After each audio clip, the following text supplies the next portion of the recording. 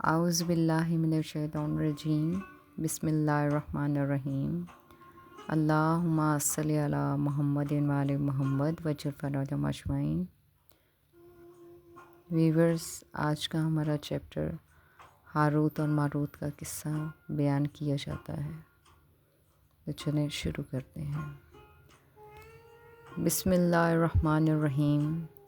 الحمد للہ رب العالمین والصلاة والسلام علی سید الانبیاء والمرسلین محمد وآل طیبین الطاہرین، اما بعد۔ امیر المومنین حضرت علی ابن ابی طالب علیہ السلام نے فرمایا، تمام حمد اس خدا کے لیے ہے جو حمد کا پیون نعمتوں سے اور نعمتوں کا سلسلہ شکر سے ملانے والا ہے۔ ہم اس کی نعمتوں پر اسی طرح حمد کرتے ہیں جس طرح اس کی آزمائشوں پر ثنا و شکر بجا لاتے ہیں، اور ان نفسوں کے خلاف اس سے مدد مانگتے ہیں کہ جو احکام کے بجا لانے میں سست قدم اور ممنوع چیزوں کی طرف بڑھنے میں تیز گام ہیں، اور ان گناہوں سے مغفرت چاہتے ہیں کہ جن پر اس کا علم محیط اور نائمہ مال حاوی ہے۔ نہ علم کوئی کمی کرنے والا ہے اور نہ نائمہ مال کسی چیز کو چھوڑنے والا ہے۔ ہم اس شخص کے مانند اس پر ایمان رکھتے ہیں کہ جس نے غیب کی چیزوں کو اپنی آنکھوں سے دیکھ لیا ہو اور وعدہ کی ہوئی چیزوں سے آگاہ ہو چکا ہو۔ ایسا ایمان کہ جس کے خلوص نے شرک کو اور یقین نے شک کو دور پھینک دیا ہو، اور ہم گواہی دیتے ہیں کہ اللہ کے علاوہ کوئی معبود نہیں جو واحد لا شریک ہے، اور یہ کہ حضرت محمد صلی اللہ علیہ وآلہ وسلم اس کے عبد اور رسول صلی اللہ علیہ وآلہ وسلم ہیں۔ یہ دونوں شہادتیں اچھی باتوں کو اونچا اور نیک اعمال کو بلند کرتی ہیں۔ جس ترازو میں انہیں رکھ دیا جائے گا اس کا پلہ ہلکا نہیں ہوگا، اور جس میزان سے انہیں الگ کر لیا جائے گا اس کا پلہ بھاری نہیں ہو سکتا۔ جب حضرت نوح علیہ السلام کے بعد جادوگروں اور شعبدہ بازوں کا زور ہو گیا تھا، تو اللہ تعالیٰ نے اس دور کے نبی کے پاس 2 فرشتے نازل کیے تھے جنہوں نے اس نبی کو جادوگروں کا جادو اور ان کا توڑ بتلایا۔ نبی نے وہ سب کچھ یاد کر لیا اور پھر لوگوں کو اس کی تعلیم دی تاکہ لوگوں کو جادو کا علم ہو سکے۔ محمد بن قیس کا بیان ہے کہ عطا نے حضرت امام محمد باقر علیہ السلام سے مکہ میں ہاروت و ماروت کے متعلق سوال کیا، تو حضرت امام محمد باقر علیہ السلام نے فرمایا، آسمانی فرشتے انسانوں کے اعمال نقل کرنے کے لیے دن رات نازل ہوتے تھے، اور وہ بنی آدم کے جرائم دیکھتے تھے، اور بنی آدم کے جرائم دیکھ دیکھ کر وہ تنگ آ گئے اور انہوں نے خدا سے درخواست کی کہ اے پروردگار عالم، کیا تو بنی آدم کے غلط اعمال پر غضبناک نہیں ہوتا، جبکہ وہ تجھ پر جھوٹ تراش رہے ہیں اور تیرے سامنے جسارت کا مظاہرہ کر رہے ہیں، اور وہ دن رات گناہوں میں مصروف رہتے ہیں جبکہ تو نے انہیں گناہوں سے منع کیا ہے، اور وہ تیرے قبضہ قدرت و اختیار میں ہیں، اس کے باوجود تو بردباری سے کام لے رہا ہے۔ حضرت امام محمد باقر علیہ السلام نے فرمایا کہ رب العزت نے ارادہ کیا کہ وہ فرشتوں کو یہ بتائے کہ اگر وہ محفوظ ہیں تو رب العالمین کی عطا کردہ عصمت کی وجہ سے محفوظ ہیں۔ چنانچہ رب العالمین نے فرشتوں کو وحی کی کہ تم اپنی بزم میں سے 2 فرشتوں کا انتخاب کرو، جنہیں تم منتخب کرو گے میں انہیں زمین پر انسانی طبیعت اور انسانی شکل و صورت دے کر بھیجوں گا، پھر میں ان کا امتحان لوں گا اور دیکھوں گا کہ وہ میری کس قدر اطاعت کرتے ہیں۔ فرشتوں کی اتفاق رائے سے ہاروت و ماروت کا انتخاب کیا گیا کیونکہ یہ دونوں بنی آدم پر اعتراض کرنے میں پیش پیش رہا کرتے تھے۔ رب العالمین نے ان کی طرف وحی کی کہ تم دونوں زمین پر چلے جاؤ، میں نے تمہارے اندر کھانے پینے کی احتیاج اور جنسی خواہشات رکھ دی ہیں، میں نے تم میں وہ تمام خواہشات رکھ دی ہیں جو بنی آدم میں پائی جاتی ہیں، اور میں تمہیں ان خواہشات کے بعد آزما کر دیکھوں گا کہ تم میری کتنی اطاعت کرتے ہو۔ کیونکہ بنی آدم کی کثرت سے نافرمانی دیکھ کر اس وقت بزم ملائکہ میں سے وہ ہاروت ماروت ہی تھے جنہوں نے رب العالمین سے کہا تھا کہ یہ لوگ دن رات تیری نافرمانی کر رہے ہیں، پھر بھی تو ان پر اپنا عذاب نازل نہیں کرتا۔ تو پروردگار عالم نے ان سے فرمایا کہ میں نے ان میں خواہشات رکھی ہیں اس لیے وہ میری نافرمانی کرتے ہیں، اور اگر میں یہی خواہشات تمہارے اندر رکھ دوں تو تم بھی گناہوں سے محفوظ نہیں رہو گے۔ ہاروت ماروت نے کہا، خدایا اگر تو ہمیں شکلیں انسانی دے کر اور انسانی خواہشات دے کر بھی دنیا میں بھیج دے، پھر بھی ہم تیری نافرمانی نہیں کریں گے۔ اس لیے رب العالمین نے ان دونوں کو آزمائش کی خاطر انسانی خواہشات اور انسانی شکل و صورت دے کر شہر بابل میں جادو اور اس کے دفیہ کی تعلیم کے لیے بھیجا۔ تو رب العالمین نے ہاروت اور ماروت کے اندر کھانے پینے کی احتیاج اور جنسی خواہشات رکھ دیں، اور ان دونوں سے فرما دیا کہ میں نے وہ تمام خواہشات جو بنی آدم میں پائی جاتی ہیں میں نے تمہارے اندر رکھ دی ہیں، اور اب میں تمہیں ان خواہشات کے بعد آزما کر دیکھوں گا کہ تم میرے کتنے فرما بردار اور اطاعت گزار ہو۔ یاد رکھنا، زمین پر جا کر کسی کو میرا شریک نہ بنانا، اور نہ ناحق کسی کو قتل کرنا، اور نہ زنا کرنا، اور نہ شراب پینا۔ بس رب العزت نے انہیں زمین پر اتار دیا، اور وہ شہر میں بابل میں اترے، اور ان کے لیے ایک بہترین محل مقرر کیا گیا۔ رب العالمین نے وحی کے ذریعے انہیں 4 قسم کی نافرمانیوں سے بچنے کا حکم دیا تھا۔ چنانچہ ہاروت ماروت نے اس دور کے نبی کو جادوگروں کا جادو اور ان کا توڑ بتلایا۔ نبی نے وہ سب کچھ یاد کر لیا اور پھر لوگوں کو اس کی تعلیم دی تاکہ لوگوں کو جادو کا علم ہو سکے اور جادو کا توڑ بھی کرنے کے لائق ہو سکیں۔ نبی نے لوگوں کو جادو کرنے اور کسی کو نقصان پہنچانے سے سختی کے ساتھ منع کیا، اور اس کی مثال وہی ہے کہ زہر کا تریاق تلاش کرنے سے پہلے زہر کو سمجھنا ضروری ہے، اسی طرح سے جادو کے توڑ سے قبل جادو کو سمجھنا ضروری ہے۔ پھر اس دور کے نبی نے فرشتوں سے کہا کہ لوگوں کو جادو اور اس کے توڑ کی تعلیم دو۔ چنانچہ ہاروت و ماروت 2 فرشتے شہر بابل میں انسانی شکل میں آئے، اور انہوں نے لوگوں کو جادو اور اس کے دفیہ کی تعلیم دی۔ وہ جس کو بھی تعلیم دیتے تو وہ اس سے کہتے تھے کہ ہم تمہارے لیے آزمائش ہیں، لہٰذا کافر نہ بننا، جادوگر نہ بننا اور لوگوں کو نقصان نہ پہنچانا۔ انہوں نے لوگوں کو بتایا کہ موت و حیات خدا کے قبضہ قدرت میں ہے، اور خدا کے اختیارات میں کسی کو شریک کرنا کفر ہے۔ لوگ ان سے وہ چیز سیکھا کرتے تھے جس سے وہ میاں بیوی میں جدائی ڈالتے تھے۔ اس دور کے لوگ ان فرشتوں سے ایسے تعویذ گنڈے حاصل کرتے تھے جن سے شوہر بیوی اور دوستوں کے درمیان جدائی ڈالی جاتی تھی۔ وہ کسی کو حکم خدا کے بغیر نقصان نہیں پہنچا سکتے تھے، کیونکہ اگر اللہ جبری طور پر ان کے اثرات کو ختم کرنا چاہتا تو ان میں تاثیر پیدا نہیں ہو سکتی تھی۔ قرآن کریم میں ارشاد ہے کہ یہ لوگ ان تعلیمات کی پیروی کرتے ہیں جو 2 فرشتے ہاروت و ماروت پر بابل میں نازل ہوئی تھیں۔ ہاروت و ماروت اس کی تعلیم اس وقت تک نہیں دیتے تھے جب تک یہ نہ کہہ دیتے کہ ہم تمہاری آزمائش کا ذریعہ ہیں، خبردار کفر نہ کرنا۔ لوگ ان سے وہ چیز سیکھتے تھے جس سے شوہر اور بیوی کے درمیان جدائی ڈال دیتے تھے، اور وہ حکم خدا کے سوا کسی کو نقصان نہیں پہنچا سکتے۔ وہ ان سے اس چیز کی تعلیم حاصل کرتے جو ان کے لیے نقصان دہ ہوتی تھی اور ان کو فائدہ نہ دیتی تھی، اور وہ اس بات کو جانتے تھے کہ جو بھی جادو کا کاروبار کرتا ہے اس کا آخرت میں کوئی حصہ نہیں ہوتا۔ انہوں نے اپنی جانوں کا بری قیمت کے بدلے میں سودا کیا۔ کاش وہ جان لیتے کہ اگر وہ ایمان لے آتے اور تقوی اختیار کرتے تو خدا کی طرف سے انہیں بہتر جزا ملتی۔ کاش وہ جان لیتے۔ جادوگروں کا جادو صرف دنیاوی طور پر ہی لوگوں کے لیے نقصان دہ نہیں ہوتا تھا، بلکہ خود ان کی آخرت کے لیے بھی باعث نقصان ہوتا تھا۔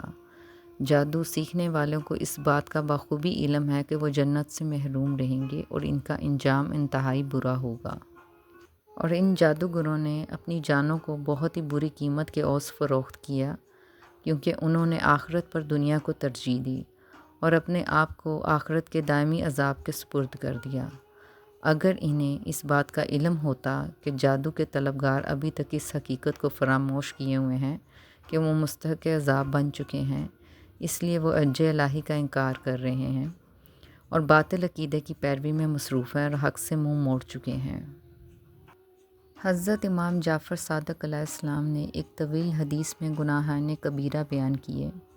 اپنی اس حدیث میں آپ علیہ السلام نے یہ بھی فرمایا، جادو گناہ کبیرہ ہے، کیونکہ رب العالمین کا فرمان ہے کہ انہیں معلوم ہے کہ جو بھی جادو کا کاروبار کرے اس کا آخرت میں کوئی حصہ نہیں ہے۔ چنانچہ جب رب العزت نے ان کے لیے بہترین محل مقرر کیا اور وہ اپنے محل کی جانب روانہ ہوئے تو انہیں ایک خوبصورت عورت دکھائی دی جس نے خوب زیب و زینت کی ہوئی تھی اور اپنے آپ کو خوشبو سے معطر کیا ہوا تھا۔ ہاروت و ماروت نے جب اسے دیکھا اور اس سے گفتگو کی تو ان کے دل میں اس عورت کی محبت گھر کر گئی۔ پھر انہوں نے اس سے جنسی تسکین کا سوال کیا۔ اس کے جواب میں اس عورت نے کہا کہ میرا ایک دین ہے جس پر میں عقیدہ رکھتی ہوں، میں تمہاری خواہش اس وقت تک پوری نہیں کر سکتی جب تک تم میرے دین کو اختیار نہ کر لو۔ ہاروت ماروت نے اس سے کہا کہ تیرا دین کیا ہے؟ اس عورت نے کہا میرا ایک معبود ہے جس کی میں عبادت کرتی ہوں اور میں شربت وصال اس سے پلاؤں گی جو میرے معبود کی عبادت کرے گا۔ ہاروت اور ماروت نے کہا کہ تیرا معبود کون ہے؟ اس نے کہا یہ پتھر کا تراشا ہوا بت میرا معبود ہے۔ یہ سن کر دونوں فرشتوں نے ایک دوسرے کو گھور کر دیکھا اور دونوں نے ایک دوسرے سے کہا کہ خدا نے تو ہمیں زنا اور شرک سے منع کیا تھا اور ہماری اس وقت حالت یہ ہو رہی ہے کہ ہم زنا کے شوق میں بت پرستی پر آمادہ ہوتے جا رہے ہیں جبکہ اس کا وصال شرک کے بغیر ممکن نہیں ہے۔ پھر انہوں نے آپس میں مشورہ کیا۔ اس وقت ان دونوں پر جنسی خواہش سوار تھی جس کی وجہ سے انہوں نے اس عورت سے کہا کہ ہم تیری ہر شرط ماننے پر آمادہ ہیں۔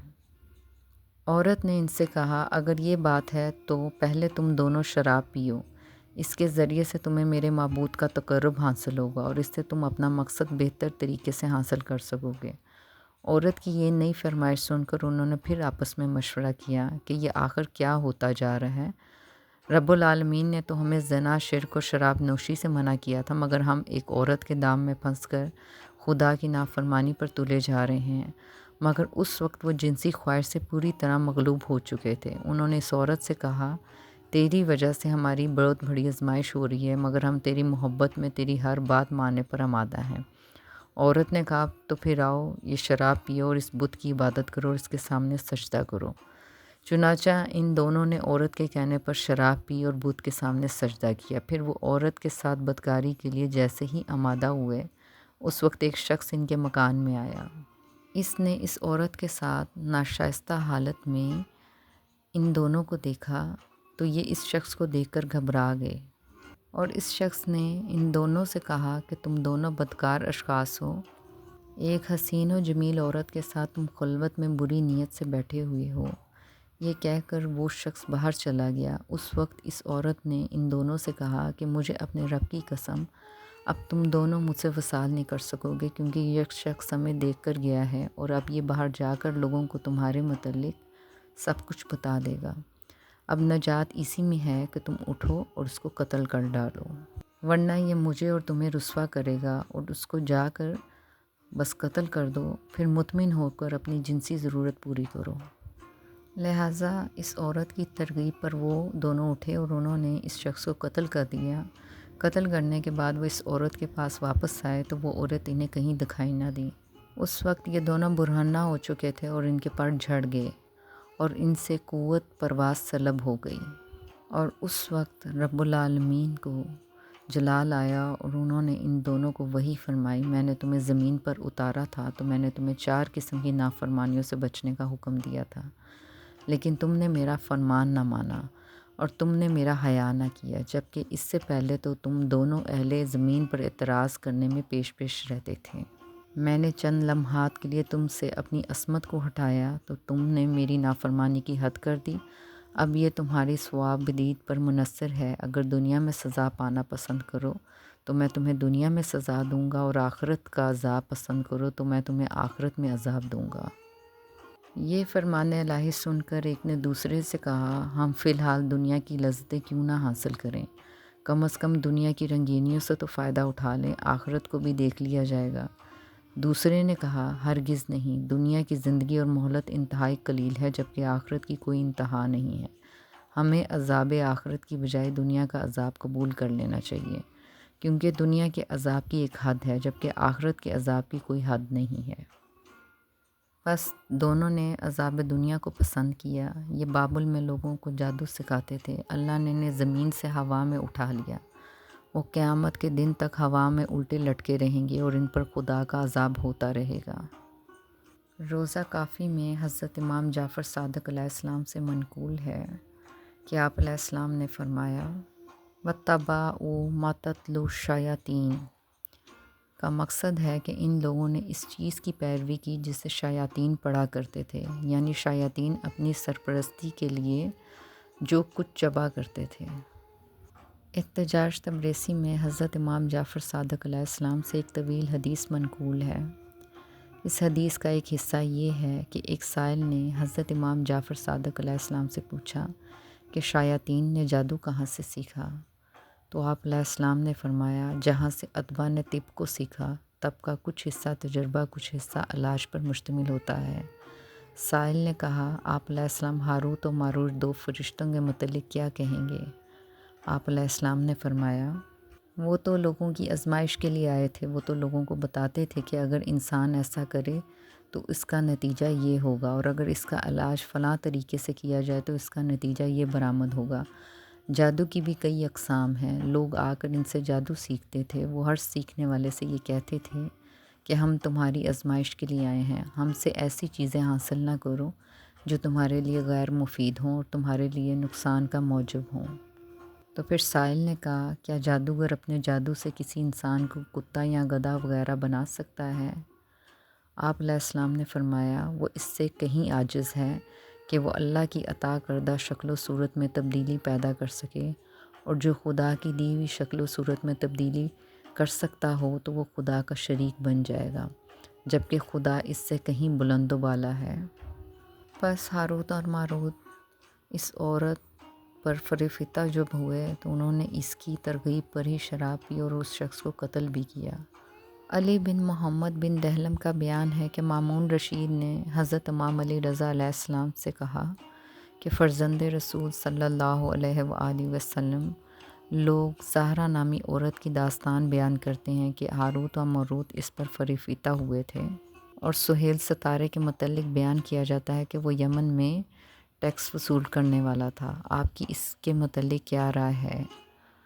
आप अलैहिस्सलाम ने फरमाया, वो लोग झूठ बोलते हैं जो ये कहते हैं कि वो मसख़ होकर आसमानी सितारे बन गए। ज़हरा और सुहेल सिर्फ़ अजराम फ़ल्की ही नहीं बल्कि समुंदर में भी दो जानवर रहते हैं जिसके नाम ज़हरा और सुहेल हैं। लोगों को मुग़ालता हुआ है, उन्होंने इन नामों से आसमानी अजसाम मुराद लिए हैं। ये बात नामुमकिन है कि रब्बुल आलमीन अपने नाफरमान अफराद को मसख़ करके चमकदार नूर की शक्ल अता कर दे और फिर इन्हें इस वक्त तक बाकी रखे जब तक ज़मीन व आसमान कायम हैं, जबकि सुन्नत इलाही ये है कि इसने किसी भी मसख़ शुदा चीज़ को 3 दिन से ज़्यादा ज़िंदा नहीं रहने दिया और की नस्ल जारी नहीं की। आज रोए ज़मीन पर कोई भी मसख़ शुदा जानवर मौजूद नहीं है, और ये जो बंदर, खंज़ीर और रीछ वगैरह दिखाई देते हैं ये पहले से ही इसी शक्ल व सूरत के थे। अलबत्ता कुछ गुनाहगारों को इनकी शक्ल व सूरत में मसख़ किया गया था, और जहाँ तक हारूत और मारूत का ताल्लुक़ है तो वो दोनों फरिश्ते थे। खुदा के हुक्म से उन्होंने लोगों को जादू की तालीम दी ताकि लोग जादू का तोड़ कर सकें, और वो जिस किसी को भी तालीम देते थे तो वो तालीम से पहले इससे कहते थे कि ख़बरदार जादूगर बनकर काफिर ना हो जाना। ये अलहदा बात है कि लोगों ने इनसे तालीम हासिल करने के बाद इनकी नसीहत पर अमल नहीं किया और जादू करके मियाँ बीवी में जुदाई डालते थे, और वो अल्लाह के इल्म के बग़ैर किसी को नुकसान नहीं पहुँचा सकते थे। हज़रत इमाम जाफ़र सादिक़ अलैहिस्सलाम से एक तवील हदीस मनकूल है जिसके एक हिस्से में ये कलमात मौजूद हैं। ज़हरा एक औरत थी जिसे नाहीद कहा जाता है, और ये वही औरत है जिसके मुतल्लिक़ लोग कहते हैं कि हारूत और मारूत इस पर फरिफ्ता हो गए थे। इसका असली नाम नाहीद था। चा बाबुल, चा कुएँ को कहते हैं और बाबुल जगह का नाम है। बाबुल की वजह तस्मिया ये है कि ज़ुबानें इसमें वहाँ मखलूत हो जाती थीं। बगदाद से जनूब की तरफ तकरीबन 55 मील के फासले पर एक चकोर कुआं जिसका कतर 3 फुट के करीब है। कंकर फेंकने से पता चलता है कि इसमें पानी मौजूद है। कहा जाता है कि इसमें 2 फरिश्ते हारूत और मारूत उल्टे लटके हुए हैं और क़यामत तक उल्टे लटके रहेंगे। हारूत और मारूत खुदा के गज़ब में मुब्तला होकर चाय बाबुल में कैद हुए। कुरान पाक में हारूत और मारूत का नाम आया मगर मज़कूरा किस्से की तरफ कोई इशारा नहीं है। बस व्यूअर्स, हमारा ये मौज़ू इधर ही तमाम हुआ। वस्सलाम। अल्लाहुम्मा सल्ली अला मुहम्मदिन व आले मुहम्मद वजअल फ़ना अजमईन।